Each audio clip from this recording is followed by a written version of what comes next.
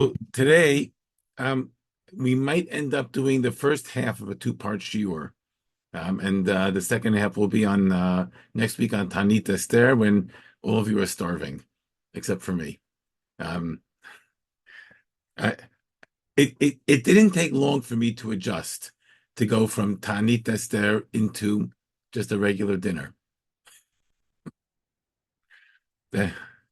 That that was an easier adjustment. Only in Yerushalayim, right? You have that, of Only in course. Only Yerushalayim. Yerushalayim. You don't go from Tanit to Purim, and you never do it except when Purim's on Shabbos, right? Like the when Shushan Purim's on Shabbos, then you go Tiny Esther to the Megillah. When it's on a Friday, no. What am I No, thinking? the Tanit Esther is never pushed off. No, when Tet Vav is on a Shabbos, you read the Megillah on Friday, and then Tiny Esther's on the Thursday before. It will be a day Yes. earlier. I think I'm right, but we can check later. Yeah. Okay. It Yeah, yeah. was There last you go. year. Okay. Um, okay. Well, with that, um, we're going to start by finishing up. At the end of last week, I pointed out that there were a few things that we needed to finish up, and we didn't have time for them. We're going to start with that today, and then we're going to move on to the main course, which is Perek Yud. So last week we closed with the story of Noach and his three sons and what happens after the Mabul. He gets drunk, and we did an analysis of that entire piece there. There was a question that we left hanging. I'm going to repeat the question. Noach, by the end of that story, ends up giving blessings and curses to his children. Shem gets a great bracha. Canaan gets cursed, and Yefet gets something positive, but not quite as good as Shem. And the question we sort of left hanging was, is that a good thing or a bad thing? And a number of you weighed in on that. On the one hand, Noach is asserting his role as co-creator of the world. He was responsible for restoring the world after the Mabul, and he does the kinds of things that God did beforehand. So maybe that's a positive thing. On the other hand, um, Noach plants the seeds for extraordinary discord in the world, because when we've already had a situation where there was strife between brothers that didn't end well, and Noach is sort of planting the seeds for eternal strife between the brothers, the three brothers, not the two, but the three brothers, Shem, Ham, and Yefet, by creating a hierarchy amongst them, and perhaps he sows the seeds for lots of stuff that happens to the rest of humanity. And those are sort of two sides of looking at that. Um, I'm going to leave it like that for just a minute, and then just take a look at the closing, really the closing two psukim of Perek Tet. And believe it or not, there were some of you who were surprised that that after Noach, and we have so much about Noach and the Mabul, that the close of his story is so anticlimactic, right? So I just wanted to point this out. Number one, just to mention that, but also to take a look at what is actually happening here in those closing two psukim. So the first thing that I think we need to point to is the fact that these two psukim, all right, pasuk 28 and 29 of Perek Tet, Noach lives after the Mabul 350 years, and the days of Noach in total are 950 years. Bayamot, and he dies. Really anticlimactic. But if you have, like me, a little bit of a memory and a little bit of an ear for these things, we realize that formulation is familiar. We had that identical formulation in the genealogical, not the genealogical list, yeah, the genealogical list of Perek Hay, of chapter 5. Hold on just one moment. My computer is doing things that are not so nice. Okay, I think I'm back. So in that genealogical list, we had a formula, it was a pattern.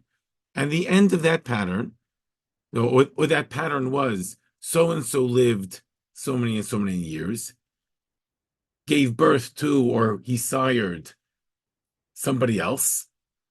He he lived for so many and so many years after siring that person. He had sons and daughters. His total lifespan was so many and so many years. Vayamot, right? So if you take a look in chapter 5, you see that pattern in Pasuk 4 and 5. Pattern repeats itself in 7 and 8. It repeats itself again in 10 and 11, over and over again, over the course of 9 generations. And then when we get to Noach, we pointed out that the pattern breaks, right? Everything about Noach, the pattern breaks. And it doesn't seem like there is a close to that genealogical list. Well, guess what? The close of that genealogical list doesn't come at the end of chapter 5. It doesn't come in the middle of chapter 6. It comes at the end of Perek Tet of chapter 9. So the end of Perek Tet, the end of chapter 9, is the close of the genealogical list that got interrupted of Perek Hey of chapter 5, and this is where it closes. So that's number one, I think, worthwhile pointing out. Number two, worthwhile pointing out, is that not only is this the close of that genealogical list, this is also the close of Eile Toldot Noach. Right? We've pointed out a few times that Sefer Breisheet is essentially broken up into 11 books of Toldot. Whatever Toldot means, I understand it as a legacy. So Eile Toldot Noach, this is the legacy of Noach, and we have the entire story, the multiple stories of the Mabul, the multiple stories of after the Mabul, the covenant, the sign for the covenant, all that stuff. And then we get to the close. And these two psukim really indicate that this is the end of Toldot of Noach, of Noach's legacy. And we know that because the very next pasuk is Eile Toldot B'nai Noach. Here's the legacy of Noach's children, right? So we have over here not just the close of the genealogical list of Perek Hey, but we also have the close of the Toldot of Noach. And if I were to ask, so what then is Noach's legacy? Noach's legacy is a mixed legacy, and we've seen this in some of the others as well. On the one hand, Noach is the guy who saves the world from destruction and helps to rebuild the world.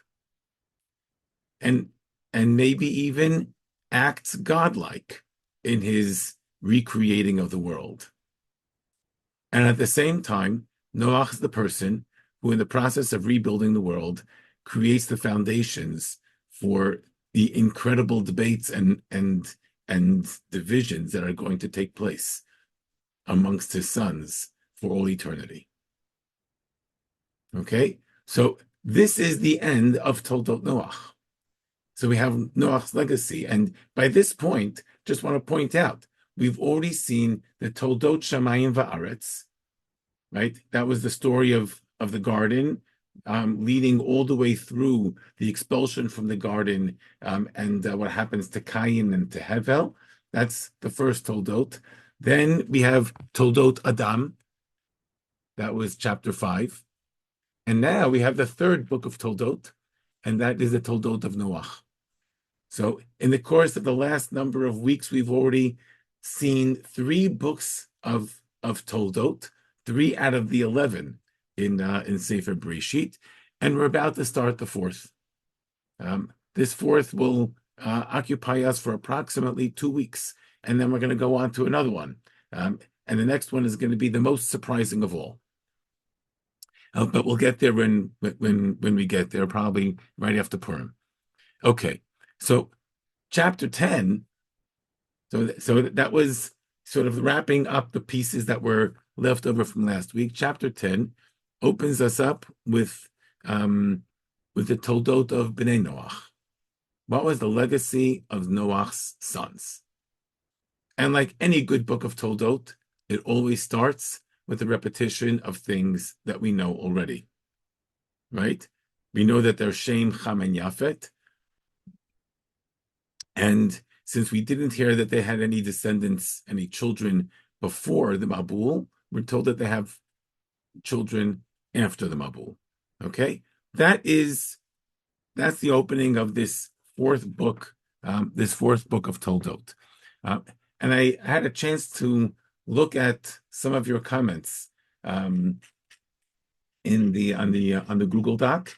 And for those who don't know, we have a regular running Google Doc that we started with the very, very first shiur. It now has, I believe, 50 some odd pages of running commentary written by you on the first so far 9 chapters, 9 prakim of Sefer Breisheet. There are many fascinating insights. It's a great place to add your own thoughts, to read what some of your compatriots are writing. And for those who don't have access to that, we can put it in back. We can put it in the chat again. Let me just do that really quickly, and then we can also ask. One second, we can ask Rabbi Kelman to sort of put it on a group messaging. So let me just do this really quickly. Copy and put this into the chat box. And now everybody can have a copy of it all over again. Okay? So you can read what others are writing and be inspired to add your own thoughts as we learn. Okay, so we have over here what's called the Toldot of Bnei Noach. This chapter 10 is often called in the academic world the Table of Nations. If you were to count, you would discover that there are 70 nations that are mentioned over here, and this is where Chazal got the idea from that they talk about the 70 nations of humanity. They didn't make that number up. They got it right from here. Ironically, or maybe not ironically, and not coincidentally, at the end of the book of Breisheet, we have another tally of 70, the 70 descendants of Yaakov who go down to Egypt, right? So they are, in essence, a microcosm of the world, right? But that's, we'll get to those 70, later on. Okay. The 70 are divided up into 3 groups. And what's surprising, there are a number of things that are surprising about these 3 groups. And let's just start with the first. And I would just preface this by, we have the 3 sons of Noach. They're listed here in chapter 10, Perek Yud, Pasuk Aleph, in the first verse, as Shem, Cham, and Yefet. You would think that they're being, and they've been listed that way in that order. They were listed that way just a few psukim ago, chapter 9, verse 18. They were listed that way when they were first mentioned at the end of chapter 5. They were listed that way in the middle of chapter 6. We hear about the sons of Noach. Shem, Cham, and Yefet is the order. You would think that that's the birth order. It's not clear that that's the birth order at all, because there are indications that actually Yefet is the eldest, not Shem. And depending on how you read the previous story, there are indications that Chama might be the youngest. So the order is not the order of birth. It's also not the order of importance. But we'll see that maybe there is some logic to the order in which they're listed. And the interesting thing is that they're listed that way in the opening pasuk of chapter 10, and yet we're given the list, the expanded list of their descendants in a reverse order. Somebody pointed out on the Google Doc, it's a chiastic, right? We start with Shem, Cham, and Yefet, And we hear first about the children of Yefet, and then about the descendants of Ham, and then about the descendants of Shem. So it's an A, B, C, C, B, A. That certainly is the structure over here. But there might actually be another reason why they're actually, when we're told about their descendants, we're told about them in a reverse order. And let's just take a look. Pasuk Beit starts with the descendants of Yefet, Bnei Yefet, and we'll read this one really quickly. Bnei Yefet, who are the children of Yefet, Gomer, Magog, Umadai, V'Yavan, V'Tuval, Umeshech, V'Tiras. And then Bnei Gomer, Ashkenaz, Rifat, and Togarma. Bnei Yavan, Elisha, V'Tarshish, Kitim, V'Dodanim. That's the entire list. And then we're told that from these, Me'ele, right? These were like the forefathers, the patriarchs of the various nations that came from there. Me'ele, Nifredu Iye Hagoyim, the island nations. Iye, an E in Hebrew is an island. So from these, they split up into the island nations in their lands, each one with their own language and their families, and each according to their own nation. Goyehem. Okay. Why is this list so short? And is by far the shortest of the lists of any of the other descendants. So my initial thought is that it's short because the Torah needed to list them because it wants to fill out the picture. But these nations actually play almost no role in Tanakh. They're listed here, and that's it. You don't hear about them again. So Yavan, Greece. So Greece plays a very significant role in the story of Hanukkah, but the story of Hanukkah is not in Tanakh. And you go through, so you'll have Magog. Magog is mentioned very, very briefly in the book of Yechezkel. It has no direct connection to us, right? There's guy Gog, the king of Gog, from the nation called Magog. Okay, that's it. That's the mention. Ashkenaz. So lots of us think that Ashkenaz means Germany. Maybe it does. Maybe it doesn't. But Ashkenaz is not. It doesn't feature in Tanakh. It features in Jewish history much later on, but it doesn't really feature in Tanakh at all. So when you take a look at this opening list, the Torah needs to put it out there. I'm just going to give you these names, but I'm getting them out of the way. I'm not going to spend any more time on them. I'm not going to tell you anything about them other than their names, and they're the island nations. And the island nations, so we understand. So you have the Greek islands and all those other Mediterranean islands. This is them, right? And these nations, Greece and all the European nations, serve no role in Tanakh. Right? They may be hinted to at the end of Sefer Daniel. Who knows? Maybe yes, maybe not. But that's it. So the Torah says, I'm going to list them and dispose of them quickly. And we find this happening, the same kind of approach happening in many, many other places in the Chumash. When we get there, I'll show you a number of other situations where we have similar things, where the things they need to be mentioned, but they're not part of our story. They have their own story. That's not our story. And it's fascinating that the Torah sort of does that. Okay, and that's the first piece, the descendants of Yefet. Okay, I see Rose has her hand up. Rose, go ahead. I just have a question because when I looked at the names, I started to. Ham, which is the worst of the lot, is the biggest nation.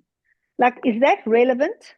And also, you look at the names, the Hittites and later on in history, we keep knowing that our enemies are the Hittites and those sort of people. Is that just, do we know that from here, or is it just coincidental, or is this just nothing? So I'd be happy to answer you once we actually get to Ham. Okay? We just finished with Yefet. Now let's take a look. Let's take a look at the next one. The next one is Ham. Okay, so what the order in which they're presented is really the order of their importance in Tanakh. Okay, and the importance in Tanakh is how they relate to our story. So Yefet is presented and they're disposed of because they play no role in Tanakh. Cham is going to play a significant role in Tanakh, but they are not the central story.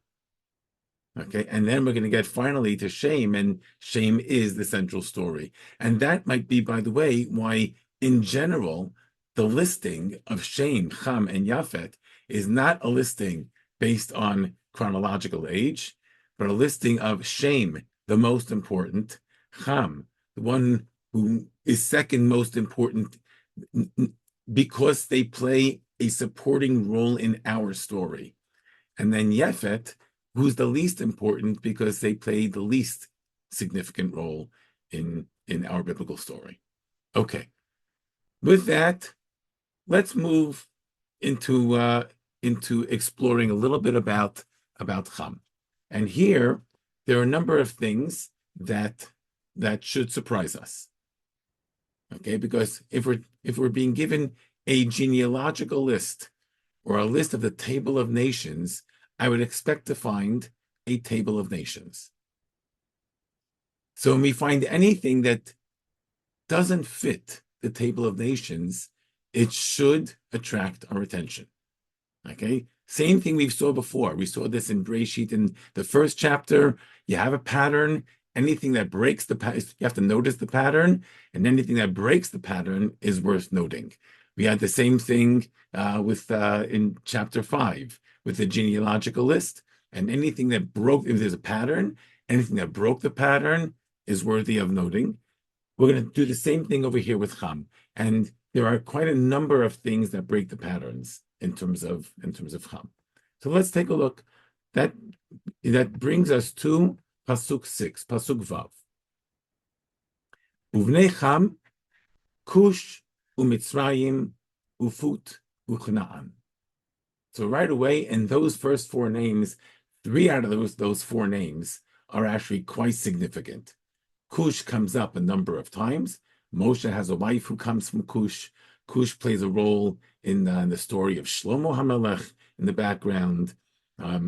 Mitzrayim, right? A very significant role. And Canaan, also a very significant role in our story. So when we get to Cham, we're already being introduced to the antagonists. We haven't introduced the protagonists yet, but we've been introduced to the antagonists. And now we get amplification of each of these. Uvnei Kush, okay, so Kush was the patriarch, but now there are other sub-nations that developed from Kush. Sva v'chavila v'savta v'ra'ama v'savtecha, and even further down the list, Bnei Ra'ama, Shva Udedan. A list of names. Some of these names may mean something to us. Some of them may not mean anything to us. But we continue. V'chush Yaladet Nimrod. Hu hechel hiyot gibor ba'aretz. Nimrod was the first, again, hechel, the first. When we've noticed a number of firsts in the book of Breisheet already, right? And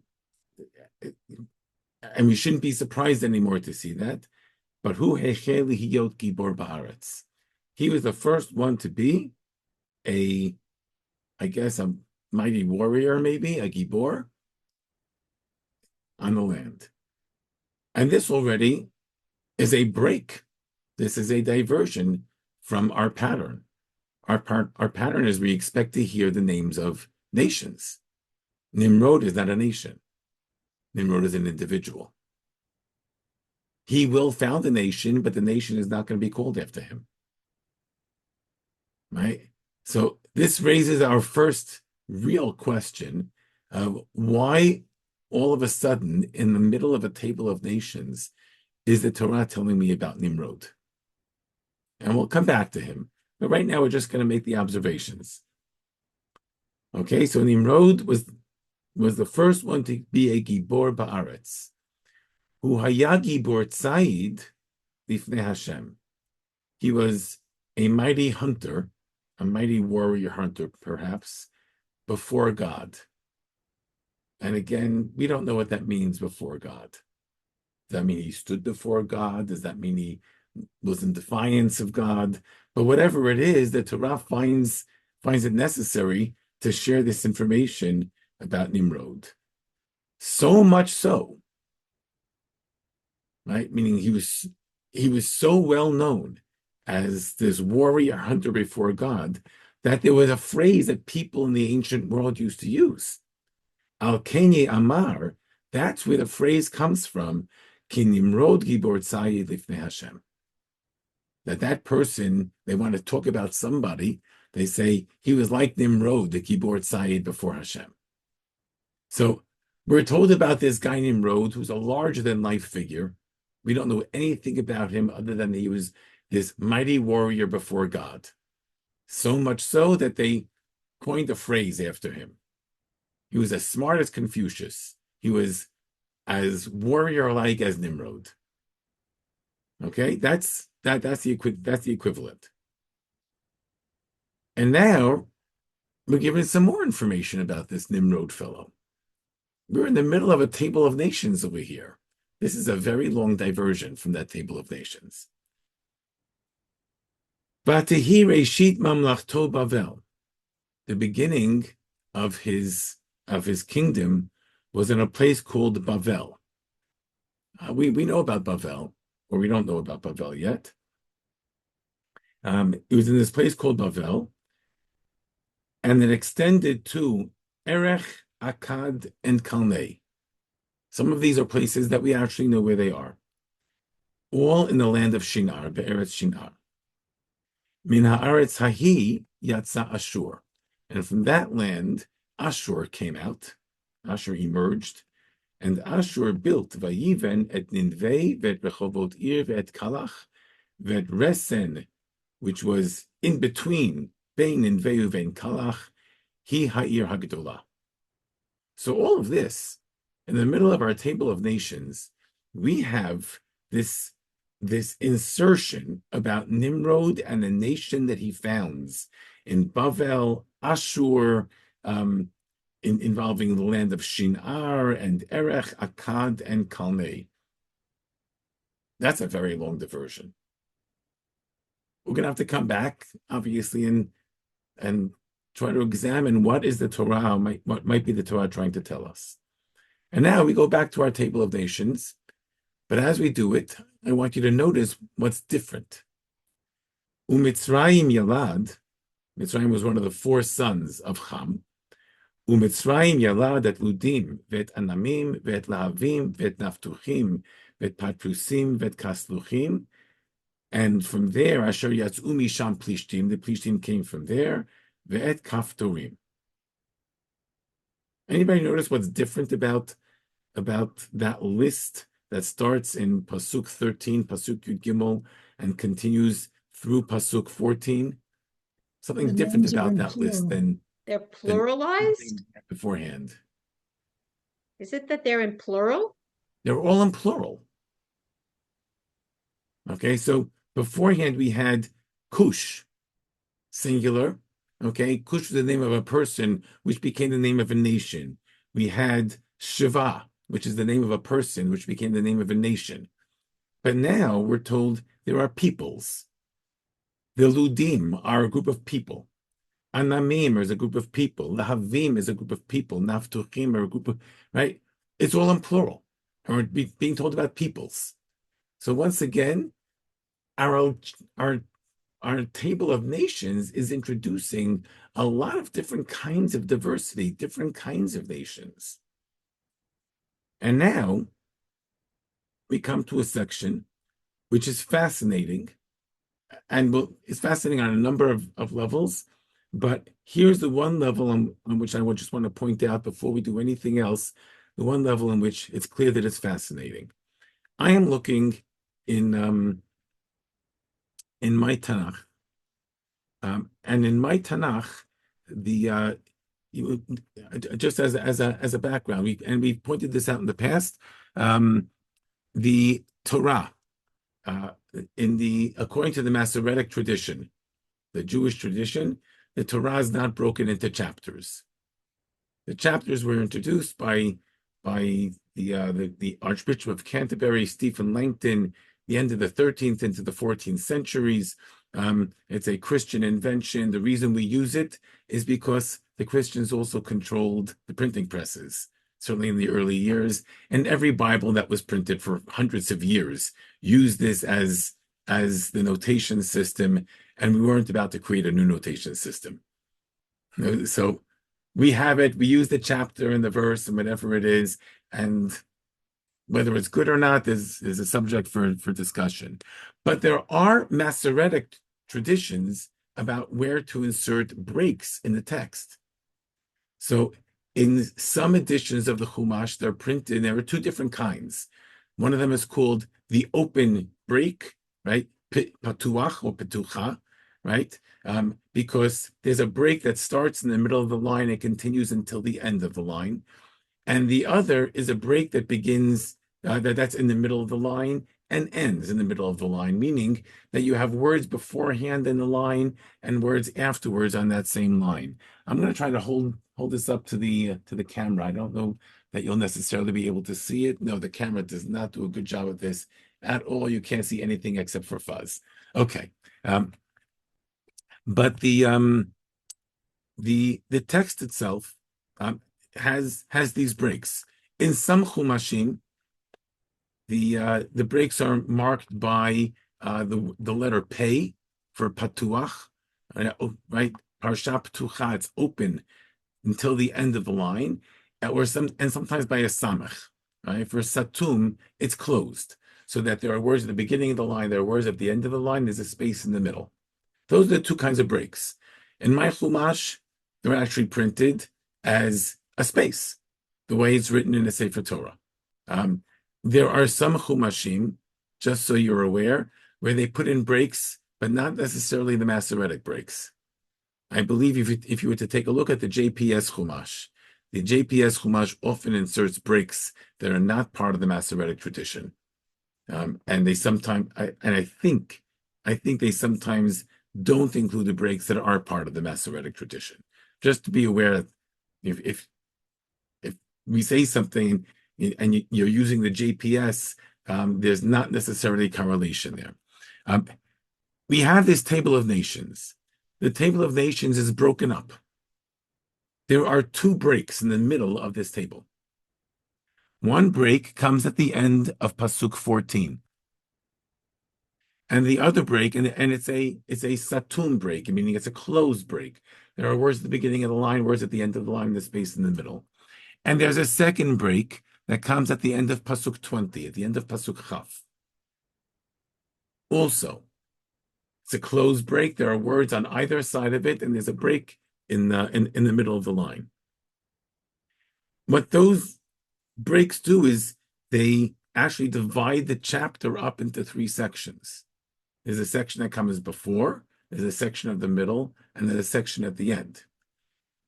If I had to insert those breaks, I would have put one after hearing about shame, and the other one after hearing about cham, or the other way around. I would start, we heard about yefet, and then have a break, and then you hear about cham, and then have a break, and then you get to the end of the parak. But our tradition doesn't do that. Our tradition starts with yefet. It goes from there straight into cham with no break. Right? There's no break after pasuk 5. It just goes straight into cham. But in the middle of cham, there is a section that is sectioned off, and that's quite unusual. Right? The breaks usually make sense, and when they don't make sense, they say, "Hello, I want you to notice me because I'm trying to say something." Okay, and there are a number of places like that. The Ibn Ezra, by the way, sometimes has comments like, "I don't know who put the break here. It doesn't seem to make any sense." But so I'm just going to ignore it for the sake of my commentary. He does that. Ibn Ezra was bold. He wasn't afraid to do things like that. But here we have these breaks, and the breaks are there trying to say something, right? And that's the first thing I notice over here. We're in the middle of the table of the descendants of Ham. So the table of the descendants of Ham is very unusual for a number of reasons. Number one, there was this long diversion about Nimrod. Number two, we went from individual names to plural names, right? But we just pointed out, the Patrusim and Kasluchim, right? All those plural names. And number three is we have this final section of Ham that's broken, that's set aside from the rest of Ham. And let's take a look to see what is in this section that our tradition has told us is set aside. So here we start by hearing about the descendants of Canaan. Right? Canaan was the fourth of Ham's sons. Uchanaan yalad et Sidon b'choro v'et Chet. So he had his eldest was Sidon. Chet was another one. And these are names we recognize quite well.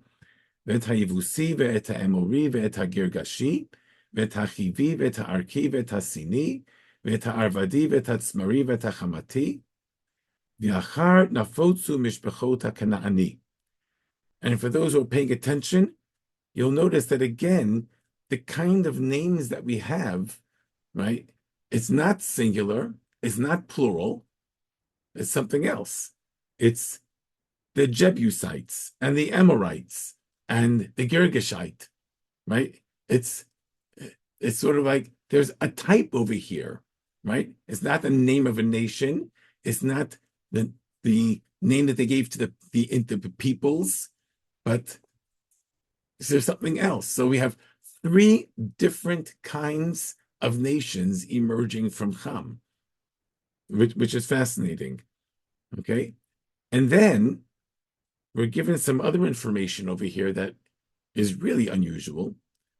Pasuk 19, Vayehi Gvul HaKanaani, the border of where Canaan lived. We haven't heard about boundaries for any other nations, but all of a sudden we're given boundaries of the Canaani, right?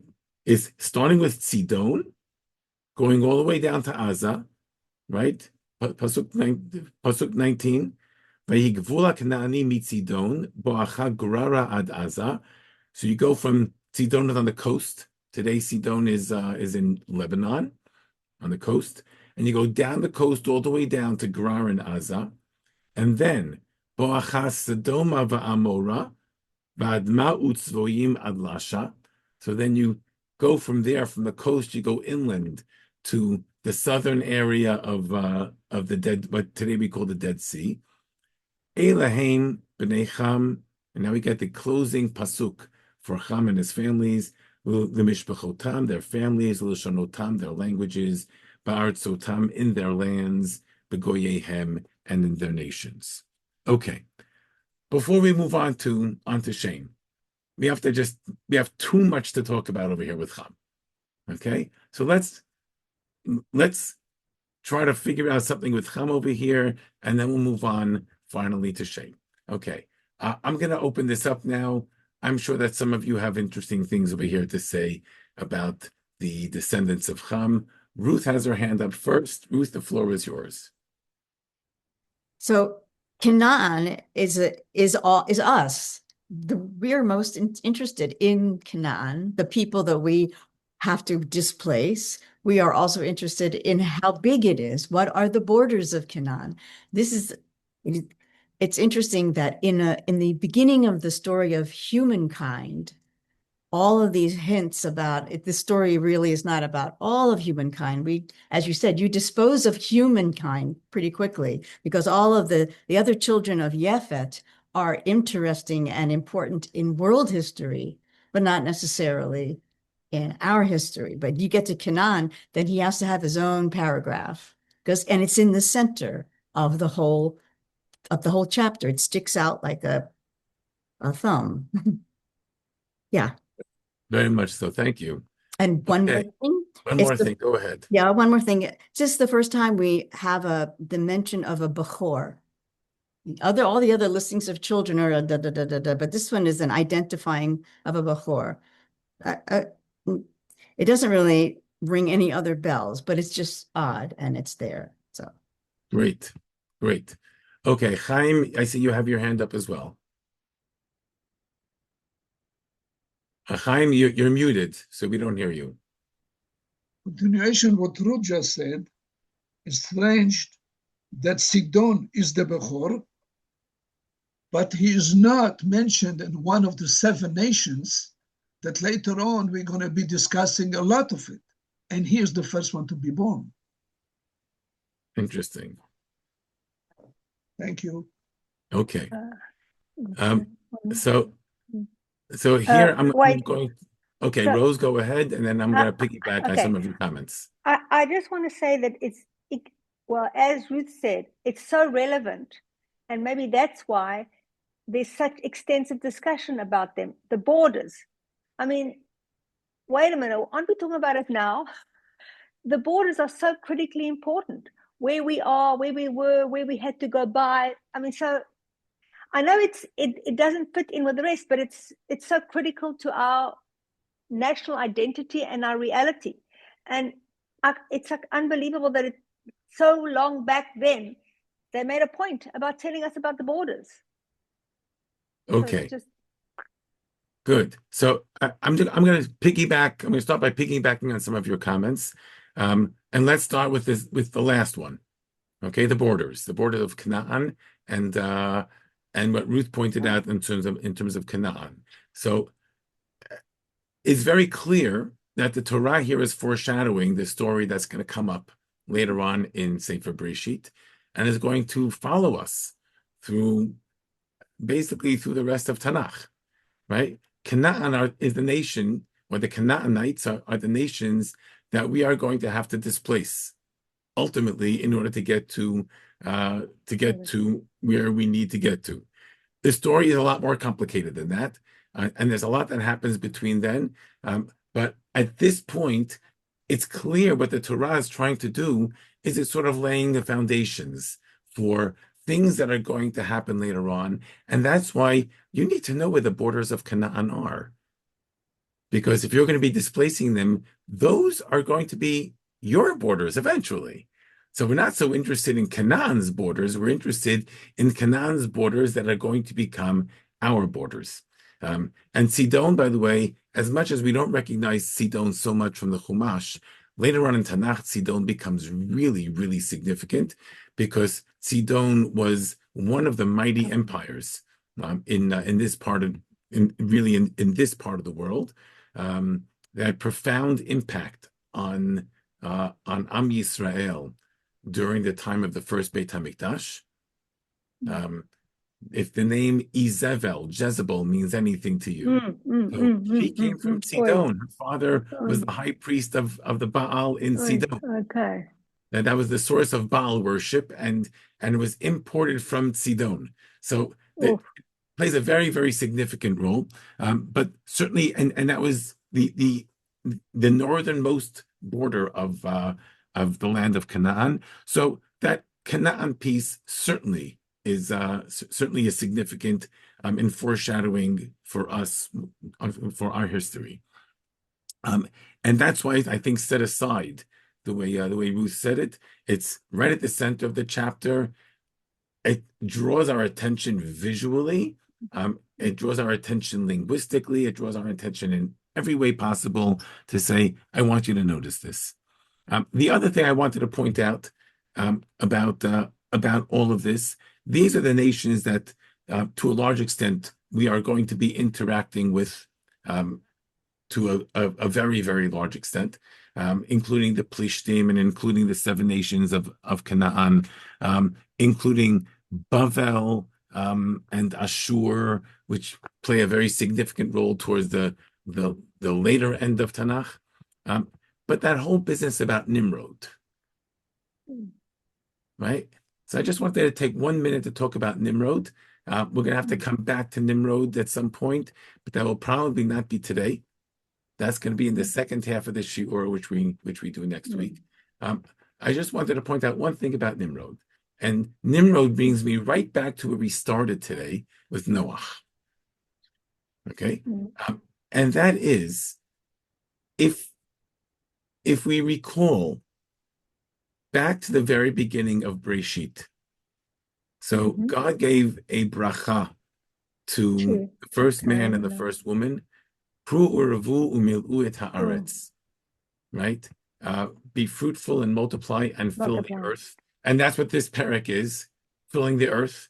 This is doing exactly what Hashem wanted to happen.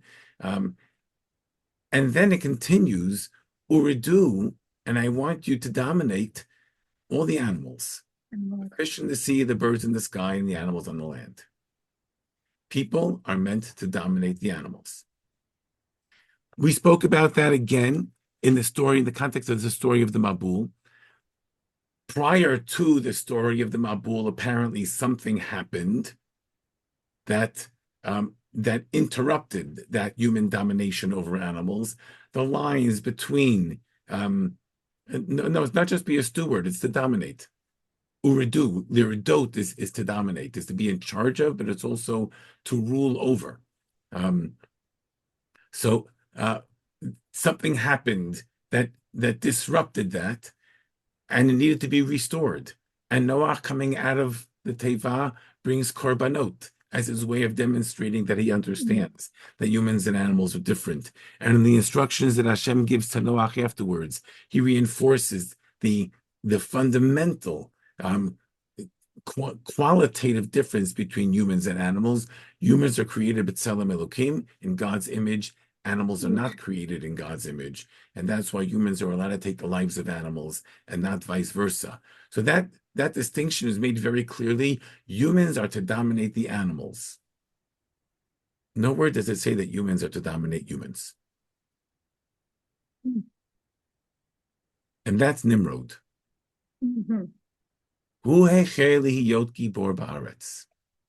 Nimrod was the first to dominate other people. He established a kingdom, which means that he's a king. So he's a king who dominates other people. And his kingdom then expands. Right? So it started in Bavel, but then it expands to other places as well.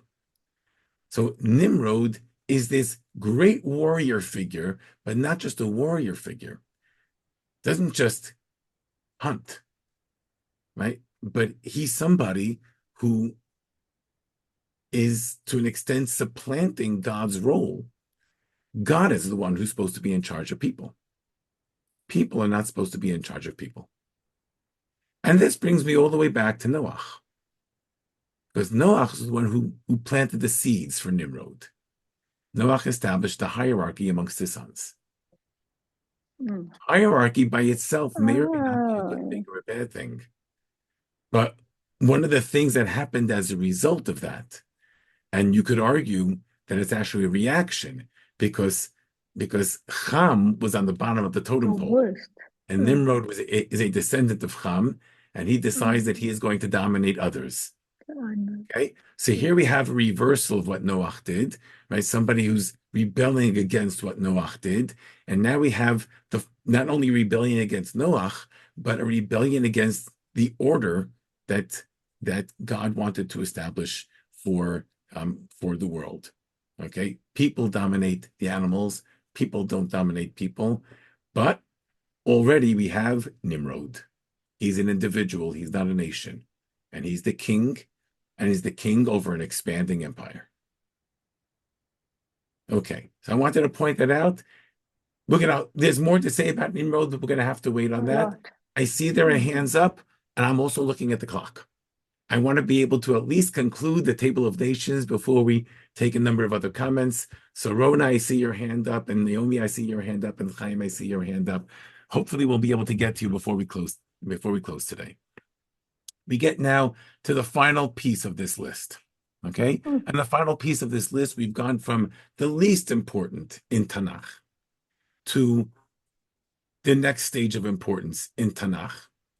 Okay? To the highest of importance in Tanakh, and that is Shem. Shem, the one who was blessed by Noach, and the last of the brothers to be introduced. So let's take a look over here. We get to Pasuk 21. Ulashem Yulad Gamhu. Shem also had children.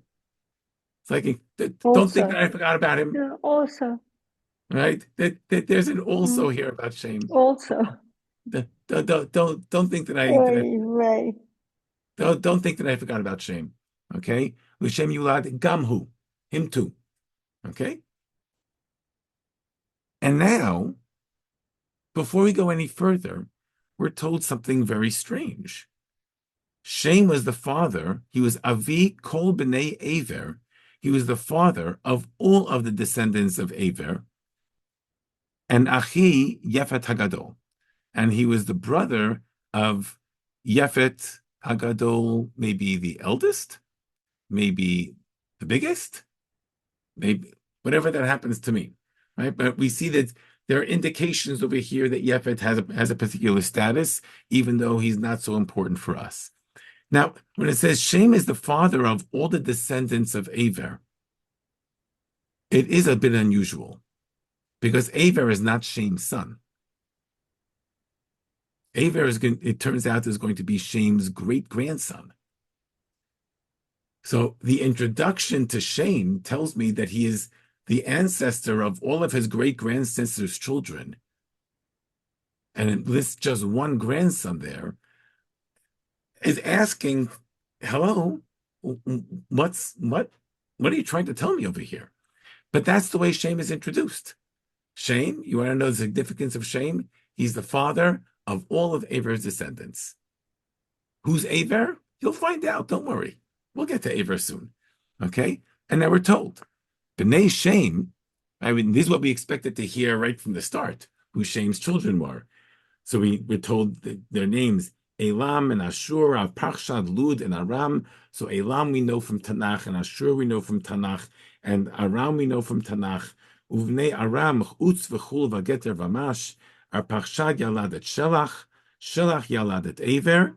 Okay, so Aver is the great-grandson. Is it the great-grandson or the great-great-grandson? Okay, Arpachshad, then Shelach, and then Aver. So Aver is the great-grandson. There's something over here about Shem and Aver that we don't know what this means yet, but we're going to have to find out eventually. And then, Ule'aver yulad shnei banim. We're not used to hearing that in this table of nations. It should just tell me what their names are. It doesn't tell you how many children they had. Aver had 2 sons.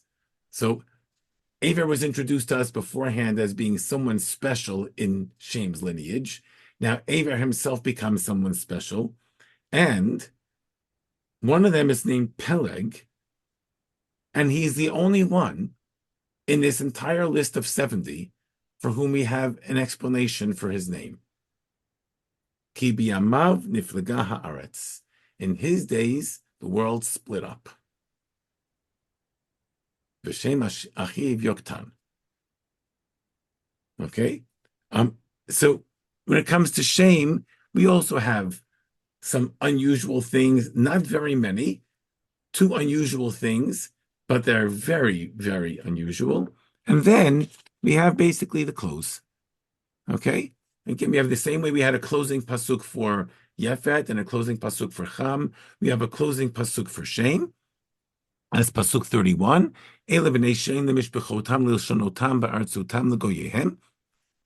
The order of these elements changes from one son to the next, and I don't know why.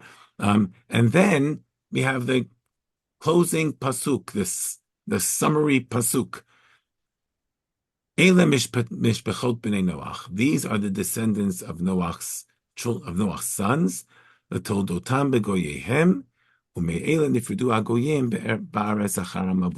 And from these, things split up after the Mabul. Okay, so what did we see today so far? We did the summary, the closing of the story of Noach, and we have the 3 sons of Noach, Shem, Cham, and Yafet. or as the way the Torah presents them then in detail, Yefet, Cham, and Shem. Yefet, we know almost nothing about, and they are sort of irrelevant to our story in Tanakh. Who do we know about? Cham we know about. Shem we know about more. And yet there are still these huge hanging questions. In Cham, we hear about Nimrod, who dominates humankind or dominates other people. And there's more there that the Torah wants us to think about, but we haven't quite deciphered that yet. And then when it comes to Shem, there's something about the relationship between Shem and Aver that the Torah is trying to highlight, and something about Aver's son, Peleg, that the Torah is trying to highlight. We don't understand any of those things yet. Those we're going to have to save for next week. Like I said, this is the first half of a two-part shiur. Okay, and now we get to the people who have been waiting very patiently. Rona, Naomi, and Chaim. Go ahead. Rona Thank you. first. I may have missed your answer to this question, so stop me if I did. Why so much emphasis on Ham when he was the one who humiliated his father? What's the connection between the humiliation and the lineage? So I don't think there's a connection between the humiliation and the lineage. The reason why there's so much emphasis on Ham, and here I would say there are two reasons. One is because we need to hear about Nimrod. Why? We'll figure that out next week. And number two is because Ham is the father of Canaan. And Canaan becomes really significant in our story. Okay, so here's just a quick question. Is his humiliation of his father a foreshadowing of the division and the strife that's to come? I'll leave that. I don't know. If you wanted to say that, I would love to see that explicated in some way. But I don't know that we could necessarily identify Noach with Shem. Okay. Right? We can't do those kinds of replacements. Okay. But regardless of whether it's a foreshadowing or not, Ham plays a very significant role, certainly, of the story, of our story in Tanakh, from Avraham really through most of the biblical era. Mitzrayim. Okay, including Mitzrayim and including Canaan and including Bavel. Thank you. Okay, so those are very significant. Okay, Naomi, you have your hand up as well. I might be jumping the gun, but as early as Pasuk Hey and in Kaf, and now again talks about Lishon, that people moved out and they have different languages. If so, why do we need the story of Migdal Bavel, which says that You're gonna have to stay tuned for next week. That's the second half of today's shiur. Okay. Okay. And finally, Chaim, go ahead. We mentioned Sidon. However, a bit north of Sidon, there is the nation of Tzor. And Tzor, they had a very important role in Bniyat Bet HaMikdash. And that was really the Haftarah of last Shabbat. Thank you. They did play a role, and for whatever reason, Tzor is not mentioned as part of as one of the significant nations here. Yeah, but they're just bordering. Thank you. Okay. I should also point out, Chaim, the Haftarah that we read this past Shabbat doesn't get read very often. Because Why? usually Truma and Tetzaveh, or often Are Truma and together. Tetzaveh, are together, and so it means that one of the Haftarot gets omitted. And this is also the time of year we have 4 special Haftarot. 4 out of 5 weeks get a special Haftarot. So it is not very frequent that we actually read the Haftarah that you referenced. Okay. With that, we now have our map of the Table of Nations. And next week, following up on Naomi's question, we're going to have to figure out what's the relationship between Perek Yud, which is this Table of Nations, which tells us after each son they split up, and the beginning of Perek Yud Aleph, chapter 11, which tells us a story that people call the story of Migdal Bavel. And we'll talk about the name, and we'll talk about the story next week. So how far do you want us to read in 11? Okay, so thank you. That's a great point. So next week, I would say chapter 11 from the first pasuk through 26. Wow. Okay. Thank you. Toda. Okay. Toda raba. Have a great week. And I'll Thank put you it on the very Google much. Doc. Thank you Okay, very hi. much. Thank you, Rabbi. Thank you. I just want to Thank you very encourage much. in 12 minutes, Nechama Golden Berish will be giving the last of her series on women's journey in Halacha. And if you haven't attended, why don't you try it out? It's she really, I think, is an excellent teacher. Those who've been coming, I think, can verify my words. I see a few people shaking their heads. So I'll stay on. I mean, you can go away for 15 minutes, whatever, 12 minutes, but I'll keep our screen on. But if you haven't come, try it. You might like it. Okay. Hi, Nechama. Ruchama. Hi. Rabbi Okay. Jay, could you possibly put on the link to the Google group? Because what was actually put was a YouTube of animals. I'm not my sure what you're goodness. referring to now. Hold Oh, on, it I- was something that yeah. Sri Grumet put on. Yeah, my I missed apologies. much of. I'm sorry, I missed. I don't know what's. Oh, sorry, I'm sorry, sorry. Jay. I'm going to resend that. I'll put it on. Oh, he resent the wrong link or something. Yeah. I sent Yes. a very bad link. And I believe it's Yeah. in the link we send to log into the class. you're Like the- on It, the it login is link. there. It's always there. Yeah. Right, it's Okay. always there. So you can always get it that It's way. always there, but I just put it in the chat again. Right. Thank right. you. Thank you. Thanks. Thank And enjoy you. the animals. Yeah, it's funny. It's a funny one for sure. They're cute.